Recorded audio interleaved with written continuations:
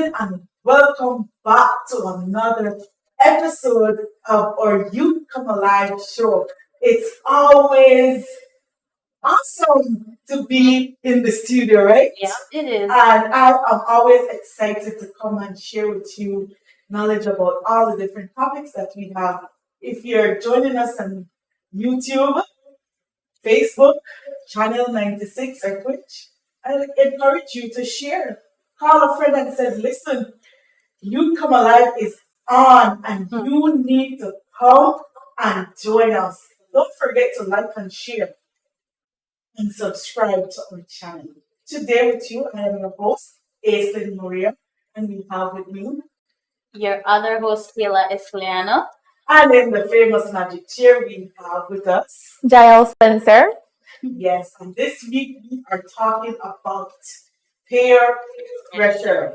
The pressure is getting worse. Right? So we are talking about peer pressure. And before we even dive into anything, I just want to explain to you what peer pressure is. Peer pressure is in the simplest form, somebody trying to convince you or trying to encourage you to do something that you do not want to do, or something that is against your core values and your morals. Sometimes peer pressure is good when I'm encouraging you to go and find a job or encouraging you to do better or to do great. But sometimes, majority of the time, it's not always like that. Kayla? Okay, so before we go into our show, we have our Bible verse for this evening, which is taken from Exodus 23:2, which says, Thou shalt not follow a multitude to do evil, neither shalt thou speak in a cause, to decline after many to wrest judgment. So, in other words, what this Bible verse is saying is that we, not because everybody did do it, that means you should do it. Plain and simple. I feel like that just Right. It's not always the way the crowd is walking that means that the excitement is what we are supposed to be looking for. So, Jael, you know we were Coco asking question.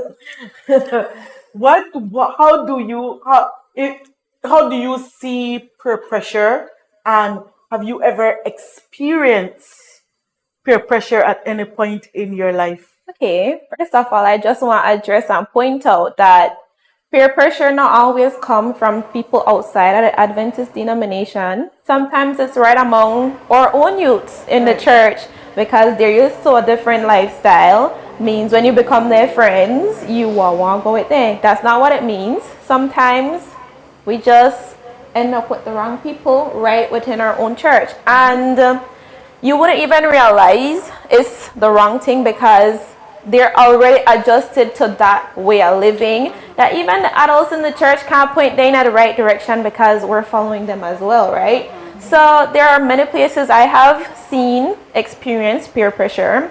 I went to a non-Adventist high school. I went to a non-Adventist primary school. I'm attending a non-Adventist university. It is everywhere. The only Adventist function I attend at church every Sabbath, Wednesday night, and Sunday night, literally. There's nothing else unless the AY leader plans something for the Adventist youth. And if you're there in our environment that is non-Adventist, I mean, how hard is it for you to find something that you're not used to and want to try it? Actually, when I went to UB, they gave us a map. These are the places that you don't go because they sell drugs there. The school gave us a map. Wow. Not to go to those places because it is a known drugs area. You might get robbed. You might end up to buy weed. They're giving you hints of where to go if you want to buy drugs. So they're helping you to stay safe, but at the same time, it's like, are they helping us or are they helping the people find good areas to sell their stuff? So it's very easy to fall into peer pressure and not even realize it, right? Yeah. Our focus tonight is mainly about peer pressure when it comes to sex. Yeah. And we know that everybody is trying it out. Everybody is trying to see what it feel like. Everybody trying because all the other kids say that it's cool. So I am trying it because it is cool. But do you think that that is should be a reason as to why we go and look or try to engage yourself in such a activity? Or not only that it's cool, you always hear, how old are you? Oh, you're 22. You're not a virgin. Oh my goodness, you're 22 and you're still a virgin. You automatically feel bad because like you're so old and you're not having sex. It's a way of life. Why haven't you tried it, right? So that is one way of falling into it and not realizing it based on your age. And unfortunately, or high school children, because high school you're still a child, they're it's everywhere now. We gone through the pandemic, and you had to use electronic for a while, online schooling and everything. It was easier to communicate, to see on social media the different everybody explaining how wonderful sex is and how oh, you shouldn't get into a relationship if you haven't had sex with a person, because what if you don't like it and you will live with them for the rest of your life? You never heard that before? No? Yes, oh, that is I've a heard thing. it before. It's a thing. People are like, oh, Wow. you, like if you're wanting to get married, or are you sure you want to be that one person for Yes, the rest of your life. just that one person? Or are you waiting for marriage? You actually are waiting until you get married to this person to have sex with them. What if you don't like it? You know that this is the new generation kind of behavior, because really they came with they are coming with a new different a new mindset, a new idea of how things should work, because they're not taking as they would say, they're not gonna take anything. I can't say they can't, they won't take the BS because they're not going to live in that. So I know that young people are, wow, that is very, because I know for sure in my generation people are still waiting. They're still persons focus on waiting for marriage, waiting to wear their veil over their face when they get married. But I realize, no, and watching TikTok, it doesn't help, because these young people are really exploring. It's the exploring for me. And I believe, seeing that you're speaking about exploring, I believe that these socials or media, it doesn't really help, because for example, you see it on movies, you see it in TV shows, and it's something, you have people that are in high school that are, I want to do it with someone special, and they feel like they find that special someone. You see it, and then sometimes you have the one night stands in the shows or the movies, and people feel like it's a norm. Right. And also the medias and the socials aren't helping. For example, you remember when Snapchat bust, and like they had that feature where like the photo appear, and then like after a few seconds it just disappear. You know the amount of pictures people made a send crash through their thing there, and now WhatsApp pick it up, because WhatsApp has a feature that you can send something and it just disappears. And it disappears under seconds. And then people are giving their children these phones and devices, and then they don't know what they're doing on it. And those, like the Snapchat, the WhatsApp, the Instagram, that is helping them to live that type of life, to be so exposed and let others see them for who they are. I remember watching like Gala Gala Island when I was growing up, and these shows didn't have any kind of relationship kind of setting. But now these shows that are for the younger people, you see the 13-year-old trying to figure out how to kiss the boy, or the boy looking out in the high school lobby, and or finding a clot. Our young people are being bombarded with the things that they see, and I think that social media is one of their biggest pressure. But we're talking more about peer.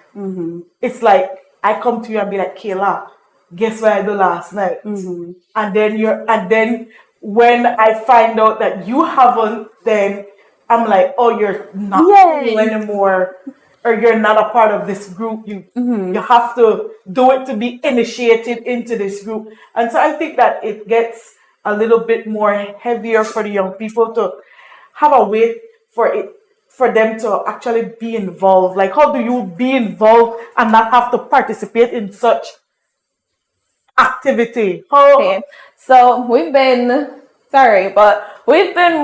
talking more about how we're pressured into it.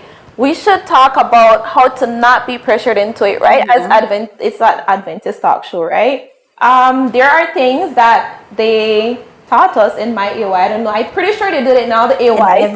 Ways to go about not falling into that kind of activity, like you mentioned, right? So one of the things that I remembered was that stood with me. If you're going out, if you're just starting to date, go out in groups. But the thing is now, you're going out in groups, but what are you doing when you go out in groups? You separate because, oh, they didn't want to do that. They want to go that way. You want to go that way. But that is another way, like, they taught us to go out in groups, but we're not going out in groups anymore. I don't see Adventist youth going out in groups anymore. Most reasons because we attend different schools. I didn't attend school with any of my Adventist friends. And so I fell into non-Adventist friendships. Most of my friends are non-Adventist, and yes, I invited them to watch tonight. But the thing is, there was one time in my life that it was so easy to become convinced that the Adventist religion was a trick. They were tricking us into being people that we're not, right? And that is how peer pressure came in. Thankfully, I had Adventist friends and my family that brought me back. Like, no, not because they're doing it means it's the way that things are supposed to go. And another thing that we could introduce to the show, apart from going out into groups, have less access to social media. Time yourselves on social media. Look at that face, right? Yeah. But it's all about discipline. If you have discipline, you should tell yourself, okay, I will spend 1 hour on social media. Give yourself boundaries. If you notice something keeps recurring on your timeline, it's because you liked it, you stayed on it for too long. It will keep coming back because your Instagram thought, oh, she's interested in that. She will watch that again. It will bring it back. You were talking about your Gala Gala episode. I have no idea what that is. But if you watch one clipping of that on Facebook, it will keep coming back because that is what you like. So they have ways for you to, eliminate what you watch on your social medias. And even if it's not your peer on social media, what you watch will keep coming back because it's an algorithm. So yeah. I think another thing is that we should just be careful of the people that we have as friends. I mean, if you were raised up right and you have morals and you have values and you know that that's not something that you want to do, and you have people around you trying to force you to do things that you know you should not do, then obviously you have to change their friends because they aren't looking for your best interest. Because why would someone force you into having sex when you know the consequences of having sex? There's a lot of things. You can get sick, you can get pregnant, you can there's a lot of things that can come with doing those things. So I think you need to just change the people that are around you and allow them to have the same morals and mindset as you, and also read, because there's a lot of scriptures, there's a lot of saying that talks about in the Bible that says, you should not be having premarital sex. There are consequences to these things, and you might do it and then you feel like, oh, nothing never happened to me the first time, so it's good, I straight. And then bam, that when belly capture you, and then you're there to cry, oh why? Yeah, no, save yourself all of that and allow God to work through you for not make you have to fall into the temptation. Do you think that it's more of a pressure since it's easily accessible? At this point, or generation, or I'm saying or generation because I'm in that generation. I googled it today actually. I did not know, but yes, I'm in that generation. We normalize so many things that yes, people might not even think having sex at a young age is pressure anymore because it's so easy to get. They have Tinder, Grinder, Instagram, and Facebook. At this point, those are like almost, depending on how you use it, dating apps, right? You go up there, people send you friend requests that you don't know, they look cute, you accept it, you start talking, and you have sex. You meet up the first time and you have sex because it was easily accessible. I have to read what Pastor Jeremy said. He said, so what if you get married and discover that you are not sexually compatible with your partner? Is it okay to test drive to see if you're compatible? Oh It no. depends on who you sex drive it with, who you go and practice with. As long as your husband agrees to it, right? I mean, is it that bad if the husband agrees? I'm joking. I am joking, Pastor Jeremy. No, it is not okay for you to go and test drive with another sexual partner. Listen, I believe Jeremy just want to talk to you. I know. I think He knows what is going on and he just wants us to talk for. But no, we can't test drive other people. The Lord knows what he's doing when he puts you with someone. Right. He knows that he's not going to put you with someone that you won't be, physically attracted to, because that is it. It's the physical attraction. Once you're attracted to someone, it will naturally be there when you guys are married. I pretty much agree with that. I think in my generation, since you guys normalized everything, in my generation, it was a pressure. Going to school, I went to a non-Adventist institution as well, and all my friends were going out in the night. I mean, going out on the weekends, and they would say that they would go and sleep at a friend's house, but they're not going to sleep at the friend house. They're going to go and right. And so they had invited me, but the mother that I have, she would not allow me to go and sleep over at any friend's house that Female or no female? female or female. And it was weird because when they came back, they were talking about something that I couldn't even have conversation with, and so I became the non-cool kid in school, and so it was like it's become a pressure because everybody starts saying, okay, now that your turn, that the circle may go wrong, the circle, Finding ways for you to right, they right. find the solution for you. Right, and so when it was my turn, they was like, okay, now Aislinn, you're the only one in the circle left. What are you gonna do? And then I start becoming the non-cool kid, and then afterwards I started to get left on the side because I was not Doing or engaging I did in not what they were engage at that. I did not engage any at all into their pressure. I guess that's because I had in my mind what I wanted and what I have planned for my life that kept me from doing what they were doing, because it wasn't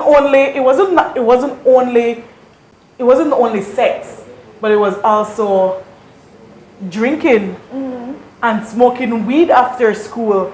So if you could imagine a bunch of people just pressuring you, and then you start to be the uncool kid.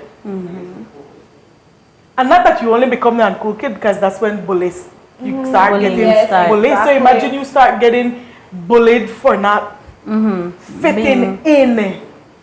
And I must say that peer pressure doesn't come to those that aren't strong-minded, because that is not a thing. We have older Adventist people will say, oh, you only fall into that because your mind never in at the right place. Let me tell you something. You could faithfully read your Bible an hour every day, 5 o'clock in the morning, pray and sing all day about the Adventist songs. My cousin called it Bible songs. And if you are in the wrong place, or with the wrong people, you will still feel pressure to participate, because if you have 5 friends, you're the only friend not doing that one thing, you have 4 different minds talking to you about their experience, how good it is, what it makes you feel like, how you will always want it. You feel like you're missing out. It's not about having a strong mind. It's like it was like they were talking about a chocolate. But exactly. In reality, you are saying that yes, you won't be pressured. Yes, you will be, because that's what you're saying. But the test now comes with when you actually say no or yes. For example, the 3 Hebrew boys, everyone around them that they brought were doing it, but they were pressured into eating, like what you said. They had strong minds, because I know David, they prayed, they sang well, fasted, everything. Everything, and they were strong, like what Jael said, read the Bible or pray every day, but they were still pressured into doing what was not right. But that is where the test comes in, when they stood up because they know it was not right. And question, so then what do you do when it's your parents that tends to pressure you into doing those things? Because they do have parents, because like for example, they have some people, well, I know you want to have sex, so we need to talk about these things now, and talk about birth control, and talk about contraceptives, and talk about condoms.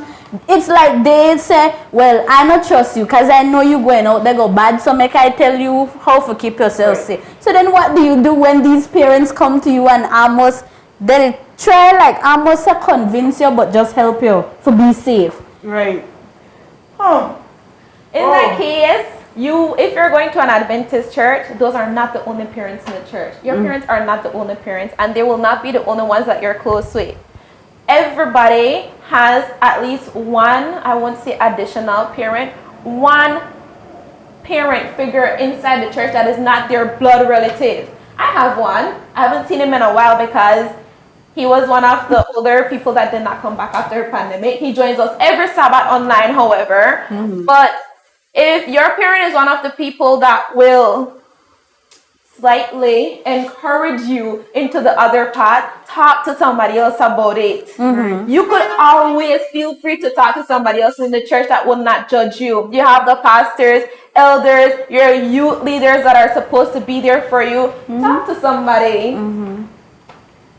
I mean, Jesus was also Jesus, and he was also tempted. He was also pressured to do things that he didn't want to do. But coming back to what Jael said just now, you do need people, you do need mentors, people that will help you, because sometimes we might think that our parents are making a wrong decision because they don't have all the answers, but they are guides. So there's wisdom in the multitude, and so I guess finding a mentor, having that person there to call them when you feel like the decision is kind of shaky. I think that's a good thing to have. Listen, right? So most of the times we are pressured, but I feel like we have to be like Joseph. They rip off the man clothes and beat up the man. They beat up Joseph for sleep with that, and Joseph still run away. We have to be like that when we're placed in situations that between a wall and a hard place. If you have to run out of the rags, run away and not get yourself into temptations. But with that, we would like to just go into break now. Guys, I know that you are enjoying us at this moment. So come back after our break and we will talk more about the pressures of sex.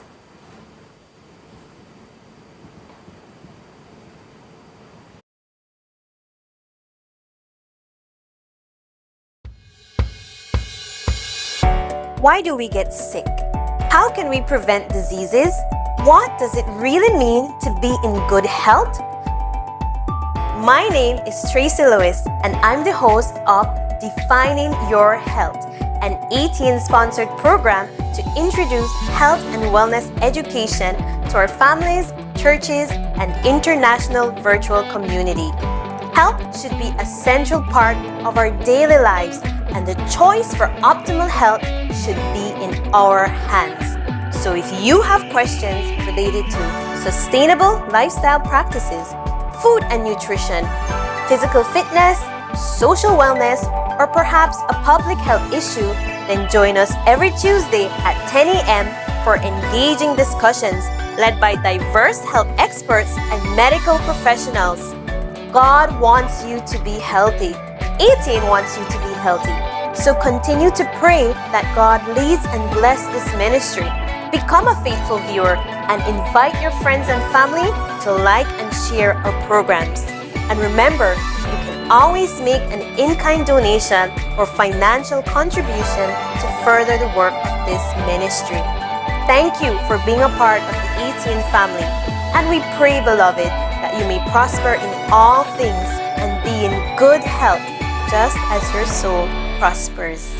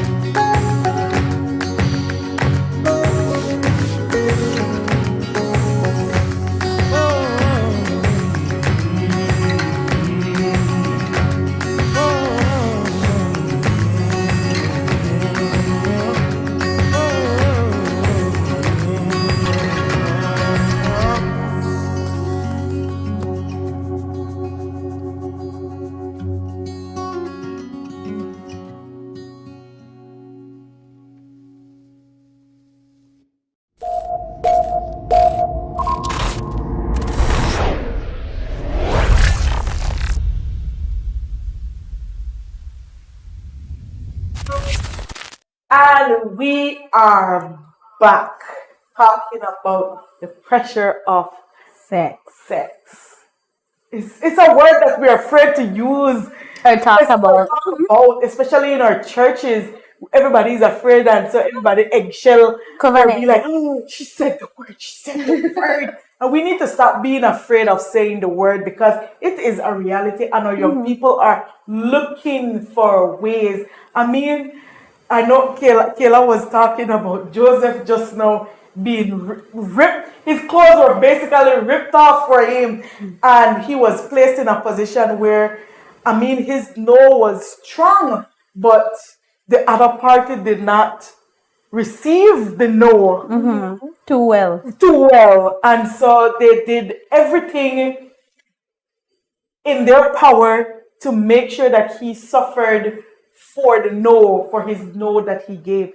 But let's talk about the modern day way of those pressures, where you're talking to somebody and they'll be like, send me a really cute picture or send me a really sexy picture, and make sure I have our clothes while I do it. And I know young people they think some of them have nice bodies, and so they'll be like, for the camera, not knowing that sending a picture, all the streamers that it get saved in along the way for it to reach from my phone to your phone, and the amount of people that can receive those information and we're not aware of. I think it was Kayla was mentioning before that you have the disappearing messages on Snapchat, Instagram, Don't believe and those WhatsApp. things. Exactly. A lot of our young people fall into that trap. They say, oh, but if they take a picture, we will see. If they take a picture, you will see. But what then? What then? They already took the picture. Even if it disappears, they have the picture, and they could always take the picture with another device, and it will not show. What then? Or they like to say no face, no case, because once your face is not showing but just your body, You will know. that is fine. If it's That's your what body they and you feel. see the picture, you will know.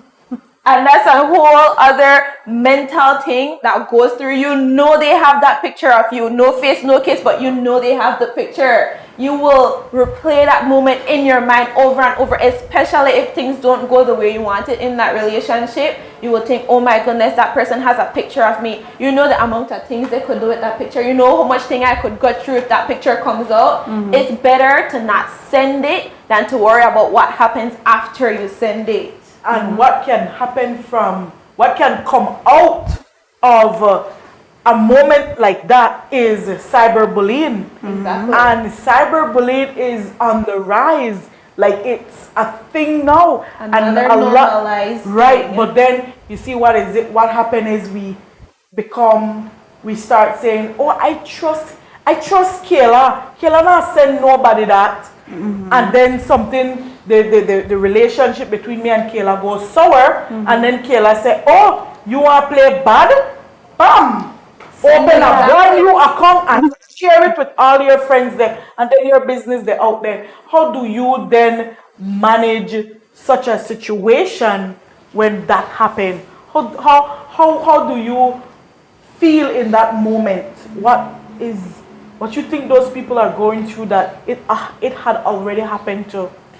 I think when these things happen to people, it causes a lot of them mentally to be depressed, feel like, because when these things come out, it's not only the person that there's a lot of backlash with it. People talk about your body, people talk about the person you are, oh, this person is a whore.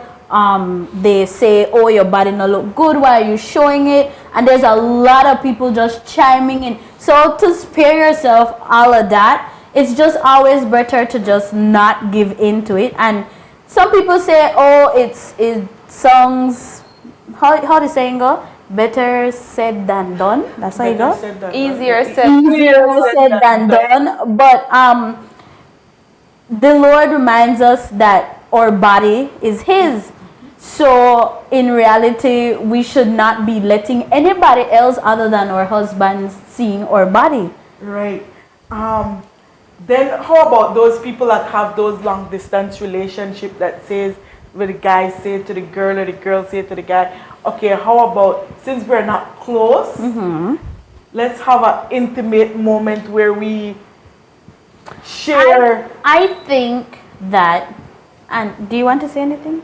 I'm thinking that long distance relationships are for couples or adults that have that they have mental boundaries set, that they look out for certain things. One of the things that we have here, keep on the lookout for moral dangers. We call it red flag nowadays. Look out for the red flags. If you see this person starting to be sneaky with you, asking subtly for pictures, or take one with your blouse a little lower, take off the sleeves of the blouse, put on another blouse. If you see that happening, take a step back, stop and think before you do. Even if it is a long distance relationship, there is nothing that says you have to be in a relationship at every moment of your life. If that person wanted to have a sexual relationship with you long distance, they would have done it the right way. Having sex, premarital sex actually, because that is where we're going, having premarital sex or over the phone premarital sex is still a sin. A sin is a sin, call it as it is. Right?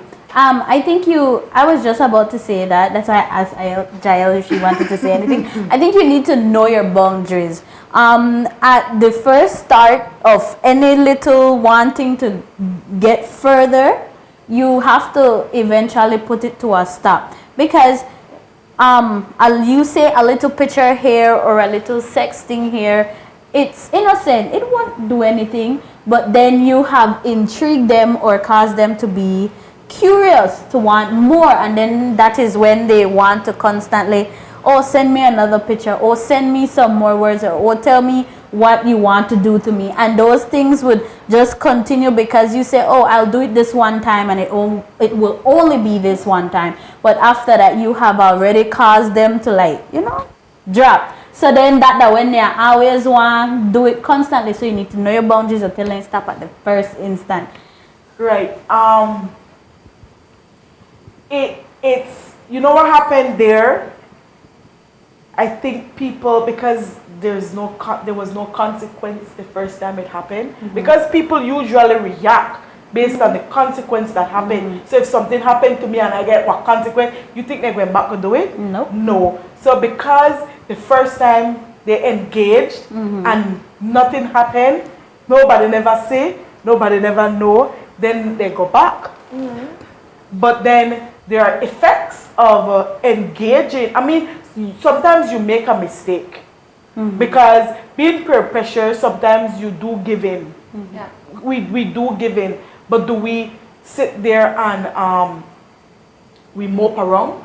Do we sit there and grieve over the moment? I mean, yes, we do, but then we need to get up and move on and make a decision in our mind that, okay, it happened, so the next time I know that it will be coming around.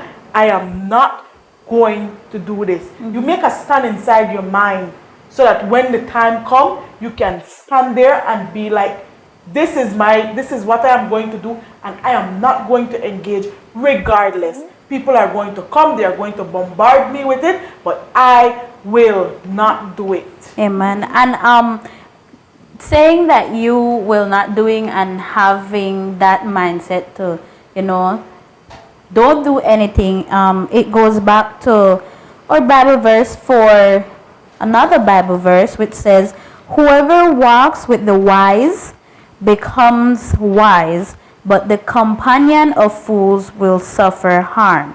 That's taken from Proverbs 13:20. And that is exactly what Aislinn was saying, your need for no got company we want lead her down the wrong way. Also, in regards to the social media, I want us to stay with that a little while because we're in the age of technology. Everything is technological now. So she said you were the one asking about the long distance thing, right? You're in a relationship, a long distance relationship. I'm the girl, you're the guy. The guy says, but you could trust me. We've been dating for like 6 months now. If you don't want me to do it with somebody else, you send me a picture. But the Bible says, Proverbs 14:15, the simple believe at every word, but the prudent man looking to his doing. The Bible literally says, the simple believe at every word. You cannot believe everything a man says all the time. If he tells you, I will not share it, send it. Why would you believe that somebody that you're not even sitting in front of? Listen, Texting it. I love Proverbs. Proverbs always know how to make you feel full. But this is the thing, right? I believe that, just as Jael was saying, to believe everything when they say. At the end of the day, I feel like if someone is pressuring you into doing something that you have morals and standards and you are told not to do it, there's nothing wrong with getting rid of that person. Right. Because last time I checked, there was a lot of need about. So don't feel like because the man got a car, or because he have money, or because he got a nice job and he could take care of you. No, it's not like that. God will provide the person that will wait for you until marriage. But there's also the pressure of thinking that just because you're waiting means that you're weak. No, sir. It's a stigma. Yeah. It is a stigma, and not because you wait, it's weak, and not because you don't have it means that you're also weak or incompetent. Or how the word I want to say. Not because you lose it means that you're not. The word now right from the man, my goodness, that you're not valuable, because that's also another thing. So I don't know. It's I guess it's the way we were brought up and the way we were pressure into thinking, because the way our parents, it's our parents' belief that we got, because they're from that older generation that makes you know that, okay, you lose it, you get married today. If they right. get married today, because They took it from you, now they have to mind you because that is all you had to offer them. You can't go offer that to anybody else because you don't have it anymore. So in some cultures that is still a thing nowadays. You lose your virginity to that guy. If your parents find out, you are getting married to that guy, and that will be the guy for the rest of your life. But that doesn't mean that you have to stay with that person because you had premarital sex with them. If you realize that that was not for you, you stop and you think, you prepare yourself that that is not what I want and I need to do better. You find out what you have to do to convince yourself that you need to do better, and when you find out what you have to do, you do it, you stick to it, you keep your boundaries, don't let it happen again. Mistakes happen, but if it happens more than once, it's not a mistake anymore, it's a decision. Okay, so you see how you say how we, a lot of times what we do or the action that young persons do is sometimes also based on what they see. So when it comes to children, or my bad, not children, when it comes to young persons living in homes that are not Adventist homes, and they see their parent living that type of lifestyle, or their mother told them, well, oh, I got pregnant with you at 14, I got pregnant with you at 15, I got pregnant with you at 16. What happens when you see that lifestyle from the home that you are in? And this is why I said earlier that not because you lost it means that you are not valuable, because we need to remember that not everybody grew up in a lifestyle like we did. Some people were unfortunate to have that good moral value raising and going to church and guidance, and a whole lot of people as a community raising and giving instruction to us. Some people are unfortunate to have that, and so we cannot measure that person losing their virginity at that young age to some people that actually saw it and they were living in that with their pure thoughts.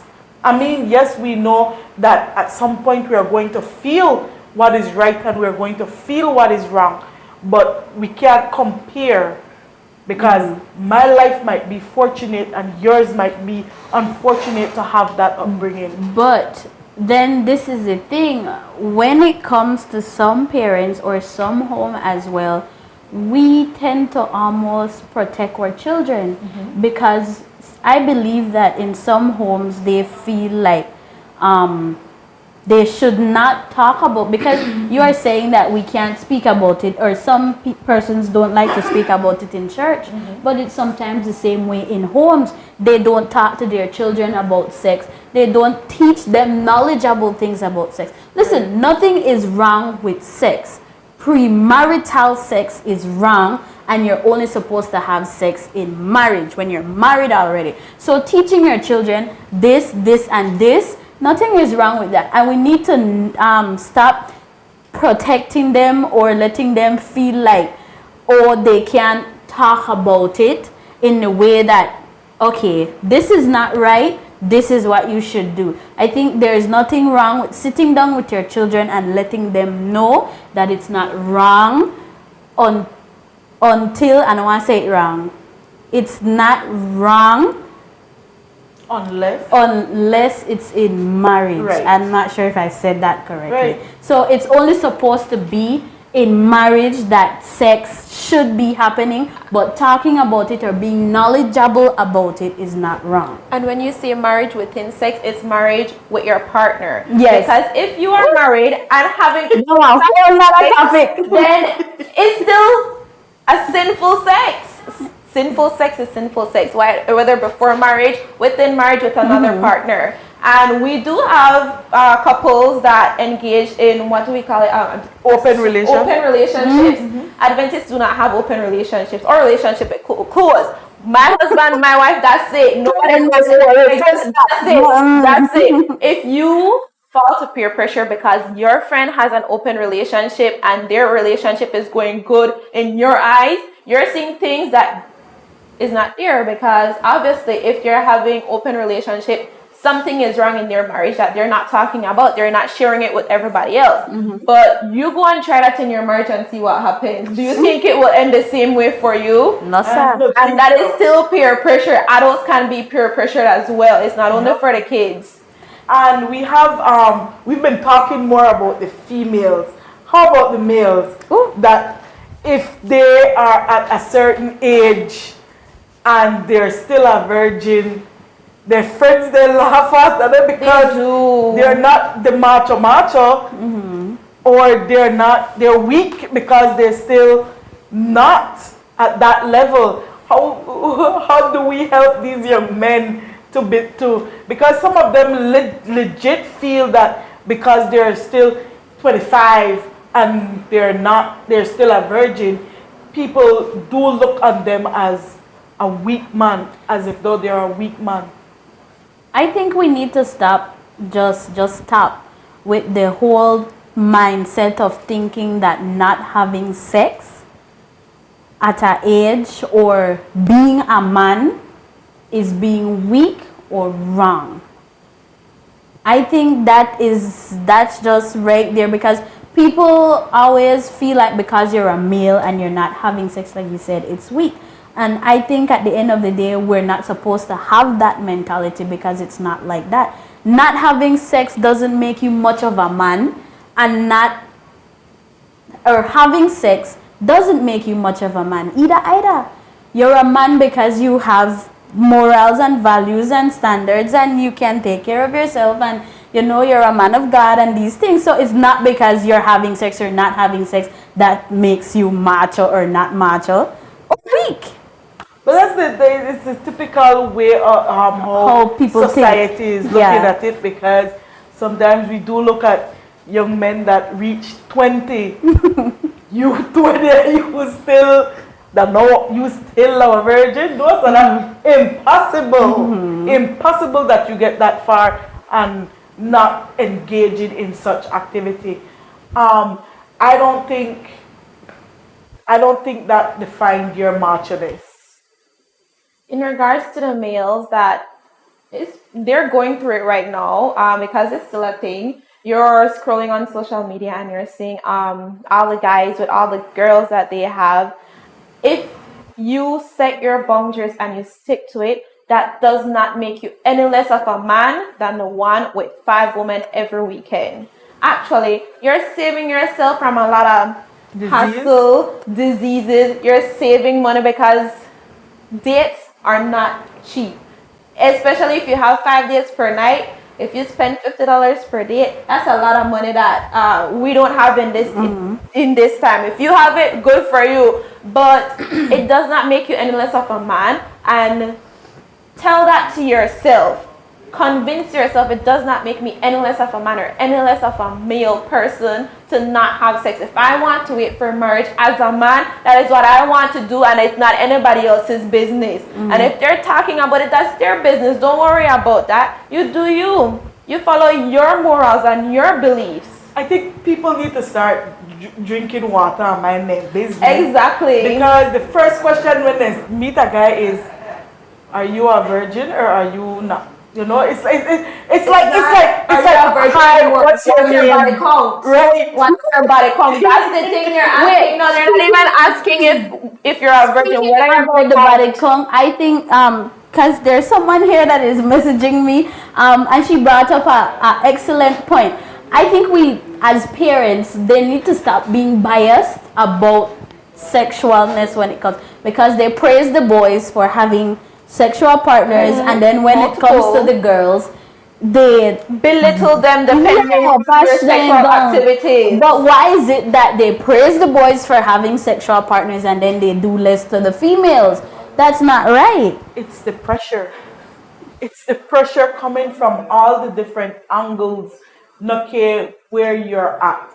But we are at our last few final moments, and I believe that the pressure talking about this topic about pressure in sex, young people need to start to look at the friends that you choose. I was talking to a friend this week and he said to me, your friends are your family. And if they're outside, they're lucky to have you as a friend. Because imagine if you keep, I mean, I don't say you have to keep your friendship in your family only, because there's networking, you meet good people out there. But when you when you think about where you want to go, what you want to do, and how you want to live out your life, then you're going to find people that have the same type of mindset as you. So that means when me, Jael, and Kayla hang out together, I not pressure you to do that. Not because I did do it means you should be doing it, or not because Kayla doing something character what our group. Each one of us have our own opinion and our own goals in life. But that when I find people that suit mine, we walk in one direction. I want to add in Proverbs 24:5, Proverbs again, but this time it's nice. A wise man is strong, yeah. A man of knowledge increases strength. So always gather the strength to say no when it is time to do so. In regards to the question, males that are virgins, if you're peer pressured, know that it is wise to it is strong to be wise. If you're wise, you're strong. And if you made a decision saying you're not having premarital sex, stick to it. If you're reading your Bible and you're praying every day, you will find the strength you need to stick to your decision. Everybody is entitled to their own opinions. That does not mean you have to listen to them. Yeah. So I just have something that I want to read that someone actually sent me. Going back to that actual same Bible verse, the person said, I remember growing up, I had the idea of saving myself till marriage. And because it was a topic my mom wouldn't talk about, I had to find books online to help me. I didn't use the Adventist home, but I did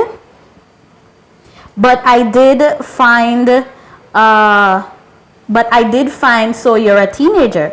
The book helped to highlight that emotions that we are having in our teenage years are infectious, but also it gives us a guideline on how to establish the way.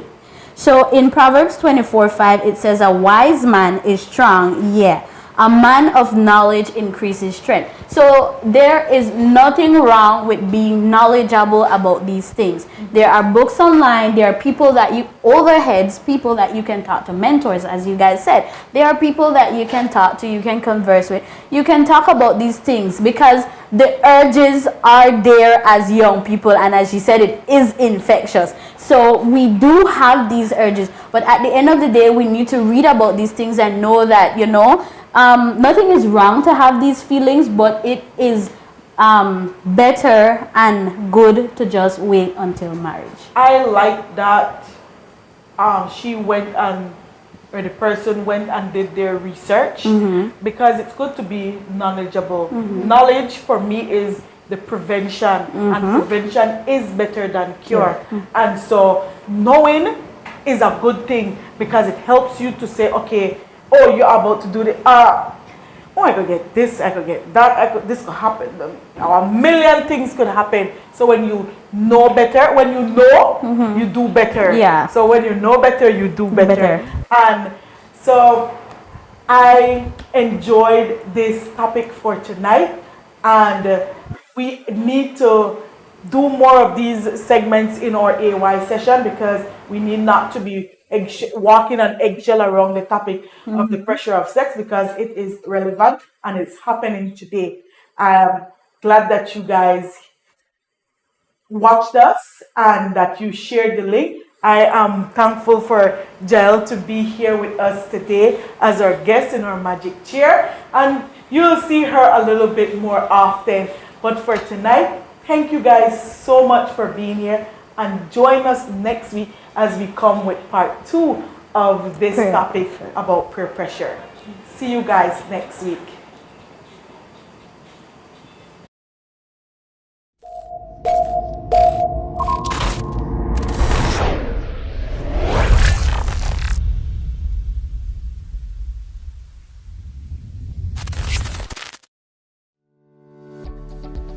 As a non-profit organization, the Adventist Television Network solely relies on your financial support.